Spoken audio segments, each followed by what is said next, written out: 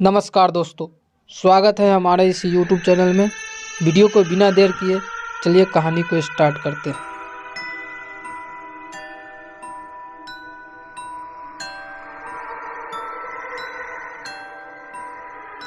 ये बात उन दिनों की है जब मैं बिहार से दिल्ली अपने किसी काम के लिए अपनी ही गाड़ी से जा रहा था। दिसंबर का महीना था।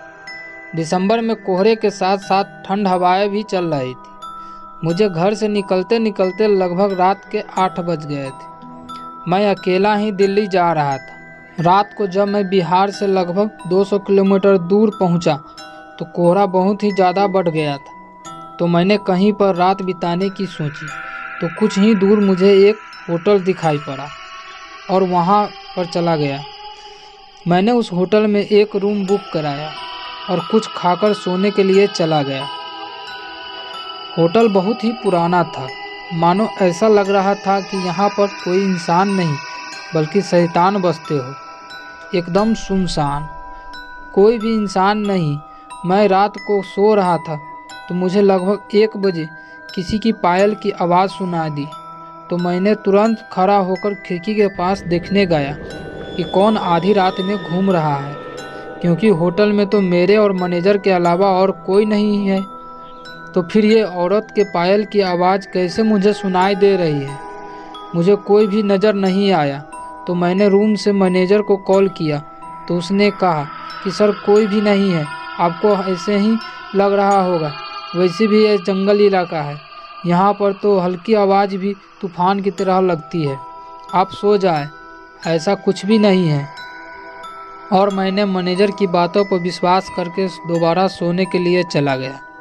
कुछ देर बाद मुझे फिर से पायल की आवाज़ सुनाई देने लगी। अब की बार तो मैंने दरवाज़ा खोला और बाहर गार्डन में देखने के लिए खुद ही चला गया। मैंने देखा कि कोई औरत जंगल की ओर चली जा रही थी, वो भी सफ़ेद साड़ी पहने। मैंने उसको आवाज़ भी लगाई, लेकिन वो बिना सुने ही जंगल की ओर चली जा रही थी और मैं भी आवाज़ लगाते हुए उसके पीछे पीछे जा रहा था।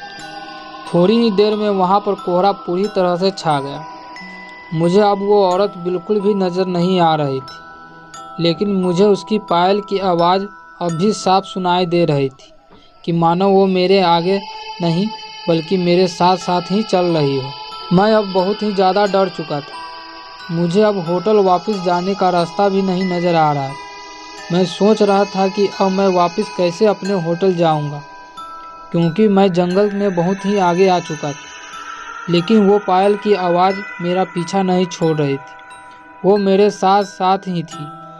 अब मैं ज़ोर ज़ोर से चिल्लाना शुरू कर दिया और इधर उधर भागने लगा कि तभी कुछ दूर बाद मुझे होटल का मैनेजर मिल गया, जो कि मुझे अपने साथ वापस होटल ले गए।